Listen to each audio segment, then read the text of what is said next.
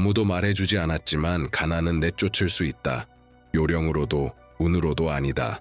하나님이 계시하신 한 가지 원리로, 그리고 대부분의 신자가 보지 못한 그 원리로 가능하다. 그 구절은 숨겨져 있지 않다.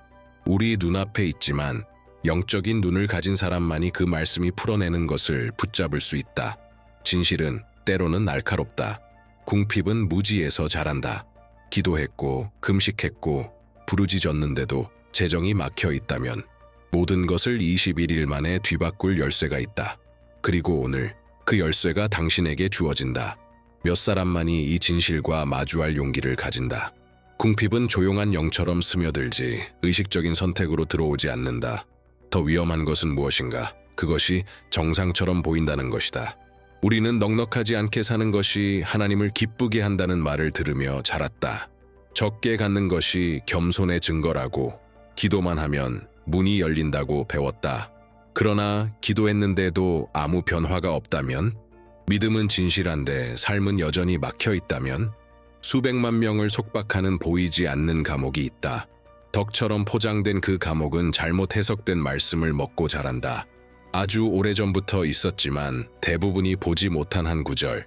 그 구절 안에는 이 순환을 끊는 영적 열쇠가 담겨 있다. 그 말씀은 단순히 믿음이나 순종을 말하지 않는다. 단절을 말한다. 집에 침입한 자를 쫓아내듯 가난을 몰아낸다. 어쩌면 당신은 아직도 문제가 자신에게 있다고 생각할지 모른다. 믿음이 부족해서라고, 하나님이 굳이 늦게 응답하시는 것이라 생각할 수 있다. 하지만 들으라. 문제는 당신의 믿음이 아니다. 당신이 올바른 원리를 배우지 못했기 때문이다. 그래서 이제 이렇게 묻는다. 아플 수도 있지만 자유를 여는 질문이다. 얼마나 자주 재정 문제로 부르짖었지만 아무 변화도 없었는가? 기도가 천장에 닿고 돌아오는 것 같았던 순간이 몇 번이었는가? 그 감각이 오랫동안 지속됐다면 우연이 아니다. 그것은 주기다.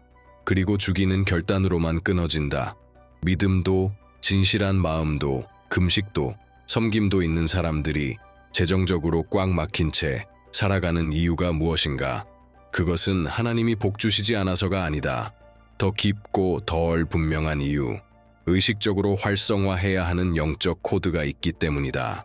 믿음은 하늘과 연결되게 하지만 삶을 흐르게 만드는 것은 원리다. 성경은 가난을 중립적으로 보지 않는다. 오히려 억압, 종속, 하나님의 자녀의 자유를 앗아가는 시스템으로 말한다. 잠언은 가난한 자는 빌려주는 자의 종이라고 말한다. 성경 전체에서 하나님은 죄뿐 아니라 궁핍에서도 자기 백성을 구해내신다. 왜냐하면 궁핍은 결정을 속박하고 부르심을 제한하며 목적을 숨막히게 하기 때문이다.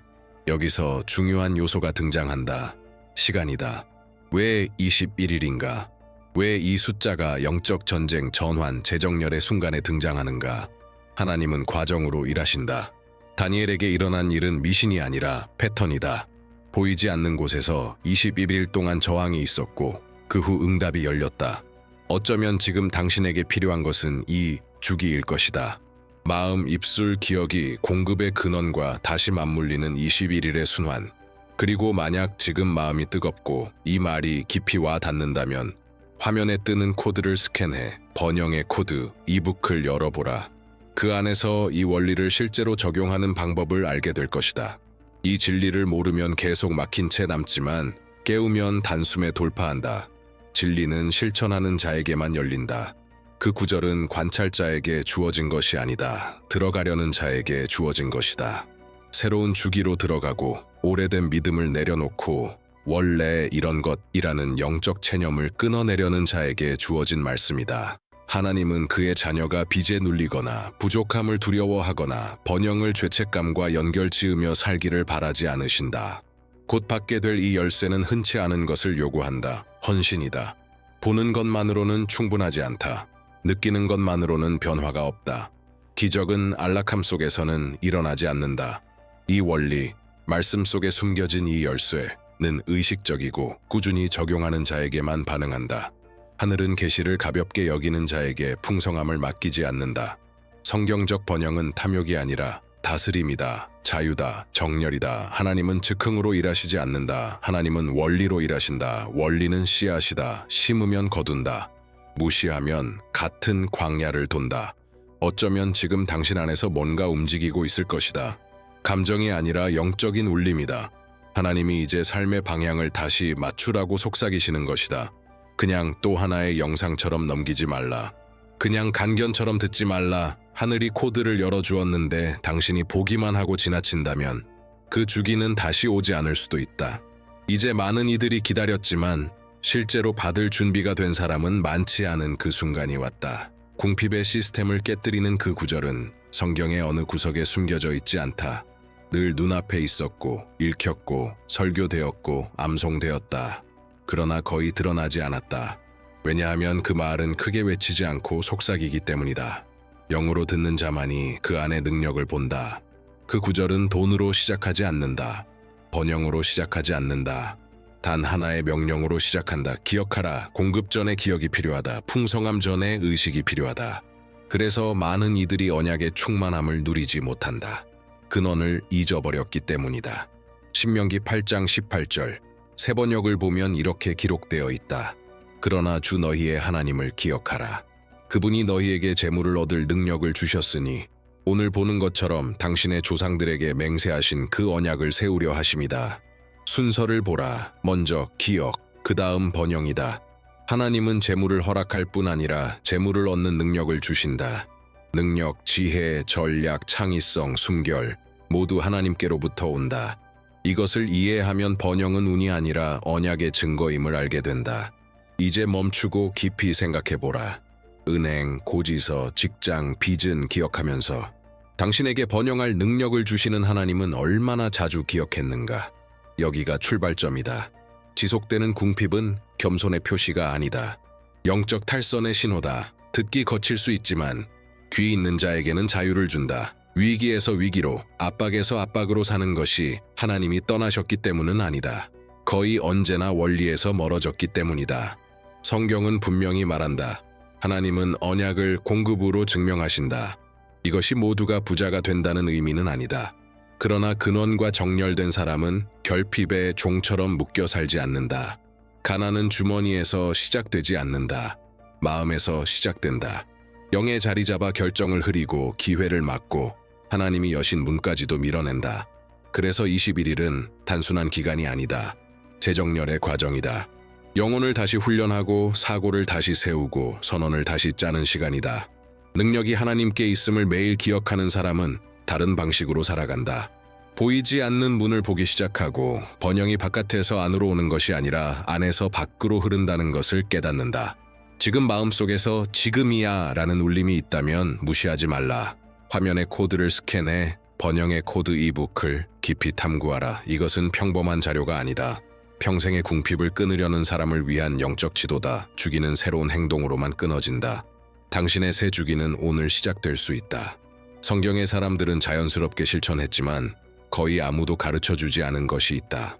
하나님의 말씀은 머릿속에만 갇혀 있어서는 안 된다.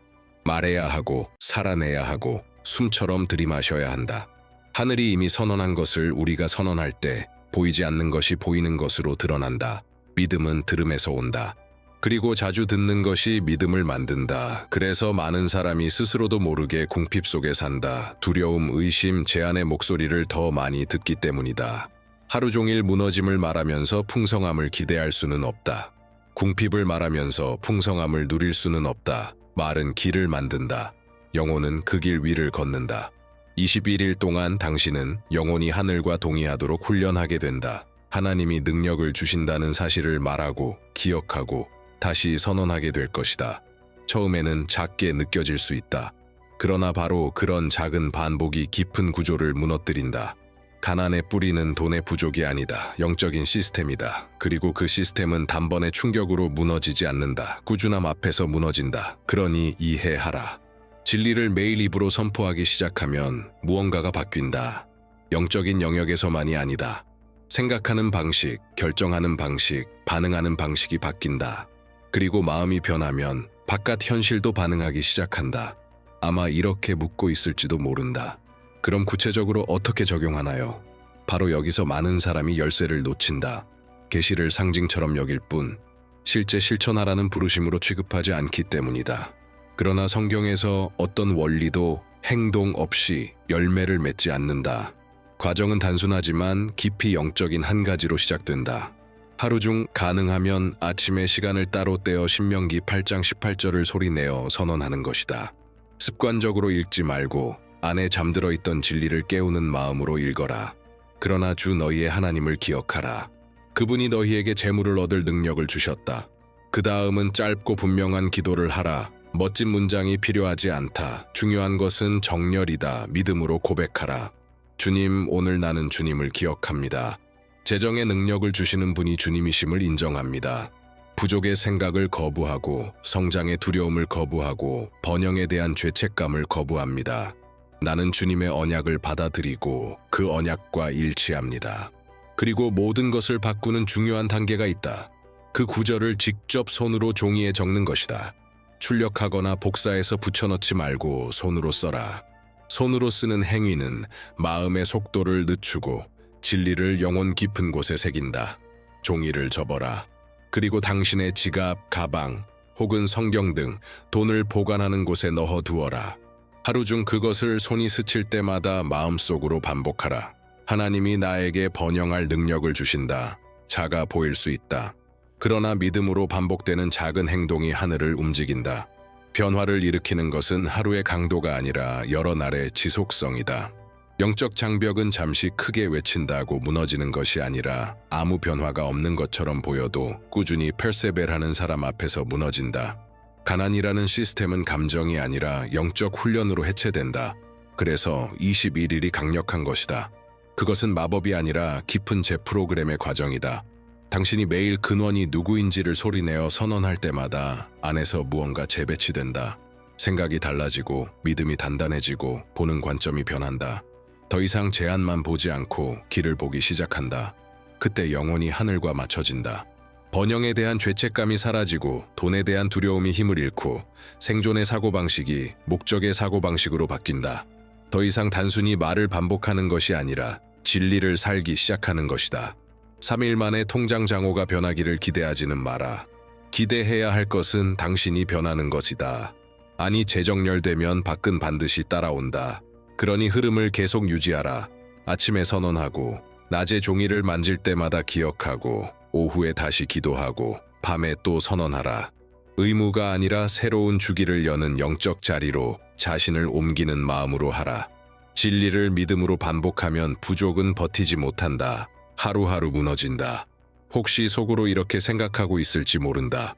만약 안 되면 이 질문은 논리에서 나오지 않는다. 두려움에서 나온다. 또 실패할까 두렵고 다시 믿었다가 똑같을까 두렵고 기대했다가 떨어질까 두렵기 때문이다. 그러나 바로 그 두려움이 당신을 같은 자리, 같은 삶, 같은 순환에 묶어둔다. 똑같은 일을 반복해 얻은 결과는 이미 보았다. 지금 당신 앞에 있는 것은 다른 길이다. 성경적이고 견고하고 세대마다 증명된 길이다. 다 보지 못해도 움직이는 용기가 필요하다. 진짜 믿음은 조금만 더 기다려라는 논리 대신 지금 걸어라 라고 말한다. 그리고 지금 이 순간 단호하게 말한다. 하나님은 정렬된 결정을 존중하신다. 망설임이 아니라 결단에 응답하신다. 하늘은 의심에 반응하지 않는다. 동의에 반응한다. 그러니 이 말씀이 당신을 찾았다면 이것을 또 하나의 메시지로 대하지 마라. 이것은 부름이다. 당신이 더는 머물 수 없는 자리에서 나와 새로운 주기로 들어가라는 하나님의 부르심이다. 지금 화면의 코드를 스캔해 번영의 코드, 이북을 열어라. 이것은 살아남는 삶에 지친 사람을 위한 자료다. 이제 하나님이 준비하신 전부를 살기 원하는 사람을 위한 자료다. 머뭇거리지 마라. 머뭇거림은 당신을 제자리로 묶어두고 움직임은 기적을 작동시킨다. 잠시 프로펠했다가 다시 원래대로 돌아가는 사람과 오래 지속되는 변화를 사는 사람의 차이는 의식이다. 잠시 잘된 사람들은 원리를 단계로만 취급했고 삶의 방식으로 삼지 않았다. 그러나 성경적 번영은 감정의 이벤트가 아니라 지속적 정렬의 상태다. 성경은 분명히 말한다. 여호와의 복은 사람을 부하게 하고 근심을 더하지 않는다. 즉, 하나님이 주시는 공급은 평안을 동반한다. 평안은 당신이 올바른 자리, 올바른 마음가짐, 올바른 원리 위에 서 있다는 가장 큰 증거다. 돈이 들어오는데 불안이 생기고 잃을까 두렵고 죄책감이 생긴다면 무언가 아직 어긋나 있다. 그러나 하나님의 언약에서 오는 공급은 마음의 왕좌를 차지하지 않는다. 도구가 되고 사명에 쓰이고 누군가의 기도에 대한 응답이 된다. 그래서 21일은 말로 끝나지 않는다. 그것은 의식이 세워지는 곳에서 끝난다. 번영을 두려워하지 않아도 된다는 의식, 당신의 손에 있는 자원이 누군가의 기도에 대한 응답일 수 있다는 의식, 지속되는 부족이 하나님의 뜻이 아니라는 의식, 당신은 재정뿐 아니라 영적으로 재배치되고 있다. 생각이 정렬될수록 평안이 길을 알려준다. 여기다. 이 길이다. 나는 너와 함께 있다. 많은 사람이 번영을 위해 기도하지만 막상 번영이 시작되면 하나님이 보내신 기회를 거절한다. 악해서가 아니라 두려워서다. 죄책감 때문이다. 아직 변하지 않은 옛 자아 때문이다.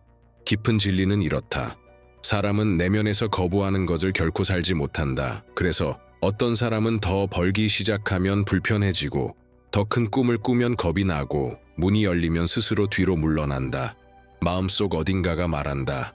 이건 내 것이 아니야. 곧 이룰 거야. 기대하지 말자. 그러고는 자신도 모르게 하나님께 구한 것을 스스로 발로 찬다. 성경은 풍성함이 하나님에게서 멀어지게 한다고 말하지 않는다.